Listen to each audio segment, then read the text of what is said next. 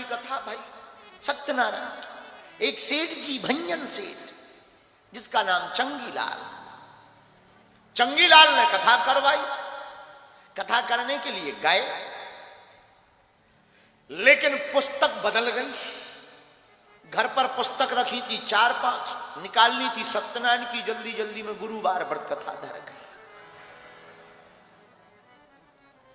जंगल का काम, जंगल में कथा पहुंच भी गई। पंडित जी पहुंचे, बढ़िया उन्होंने पंचांग पूजन किया, बढ़िया भगवान को बुलाया। अच्छा सेठ जी, चंगीलाल जी बैठिए, अब कथा शुरू होगी। वृंदावन विहारी। सोई सेठ जी हल्दी चावल लेकर बैठ गए। अब पंडित जी ने जैसे ही पुस्तक निकाली, सत्यनारायण की जगह गुरुवार की निकाले आई। अब पंडित जी पसीना पसीना, दिमाग खराब। अब जजमान बता भी नहीं सका था कि सत्यनारायण गुरुवार व्रत कथा, बृहस्पतिवार व्रत कथा। अब क्या किया जाए? सोचा कि एक काम करें, 5 बार घंटी बजनी चाहिए। सोई 5 बार जैसी आदि थी। एकदा नैमिषारण्य तीर्थ में 88,000 ऋषि विराजमान है। कलयुग आने वाला है, क्या किया जाए? तीसरी पद कथायामो रेवा खंडो प्रथमो अध्याय समाप्ता। बोलो वृंदावन विहारी। 5 अध्याय हो गए। और सेठ भी पढ़ा लिखा टीकमगढ़ का था,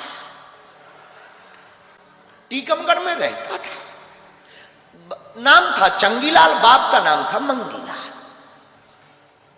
और सेठ का दिमाग खराब। दिमाग इस बात पे खराब कि कथा पूरी हो गई, लीलावती कलावती रह गई। सेठ भी होशियार, सेठ का दिमाग खराब। बोले पंडित जी रुकिए, दक्षिणा बाद में मिलेगी, हवन बाद में होगा, पहले ये बताओ कलावती और लीलावती क्यों नहीं निकली? हम तो 1.5 घंटे से उसी का वेट कर रहे हैं, और कई लोग तो उसी का इंतजार ही करते। अब कलावती आएगी, लेकिन पंडित जी भी गड़ा गांव के, वो भी साधारण आदमी नहीं। और तुम ये मत मानना कि हम ही थे। और अगर ऐसा मानो भी तो गलत जगह नहीं गए तुम। बात भी सही है। सेठ ने कहा पंडित जी रुकिए, हवन बाद में, कलावती लीलावती। हमारे भी प्राण सूख गए कि नाक कट गई।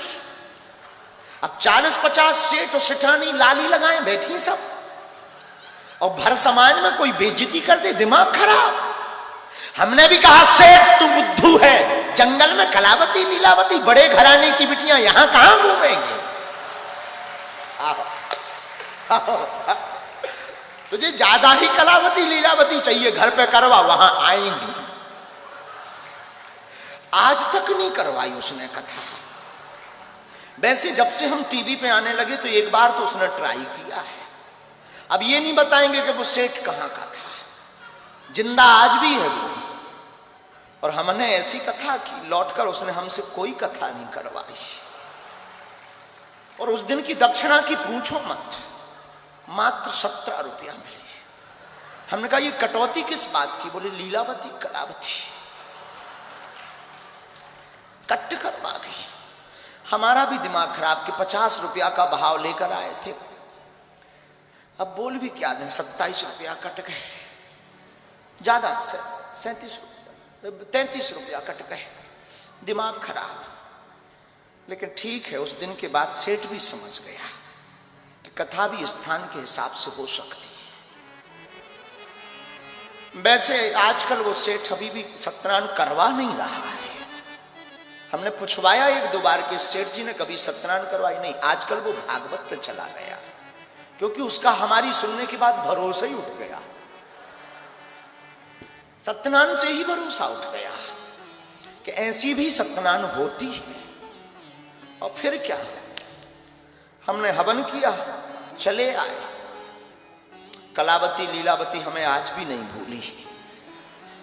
ये भी तुमको बता देते हैं, उस दिन के बाद जब भी सत्यनारायण की कथा हुई, हमने कलावती लीलावती जरूर बोली, और बहुत तेज बोली कि अब लौटकर हमारे ऊपर ये आरोप ना लग जाए कि ये अध्याय ही हमारी पुस्तक में नहीं है। वैसे ऐसी भी कथा होती है। तुम्हें करवानी हो तो मिलना, तिवारी जी के घर पे हैं हम आजकल।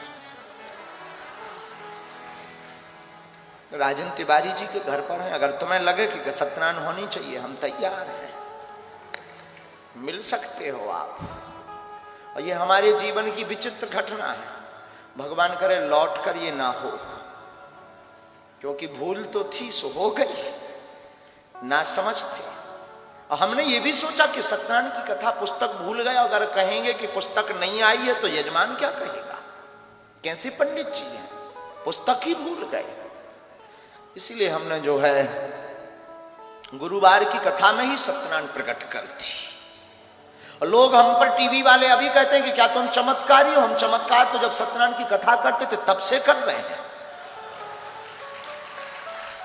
हम जब गुरुवार की कथा में सत्यनारायण पैदा कर सकते हैं, प्रकट कर सकते हैं, तो विचार करो कितना चमत्कार नहीं, तुम्हारी टीवी पर कुछ भी प्रकट हो सकता है। लेकिन उन्होंने कभी हमारा बाकिया पढ़ा ही नहीं ना, उन्हें लगता था कि ये कोई सीधा आदमी है, उन्हें ये पता ही नहीं। एक टीवी वाले ने हमसे कुछ दिन पहले पूछा कि एक बार आप बिना टिकट पकड़े गए हो ट्रेन में। हमने कहा बात तो तुमने सही सुनी कि हम एक बार बिना टिकट के ट्रेन में पकड़े गए हैं, पर जिस टीटी ने पकड़ा था उसी से 1100 रुपया लेकर उतरे थे। हाँ,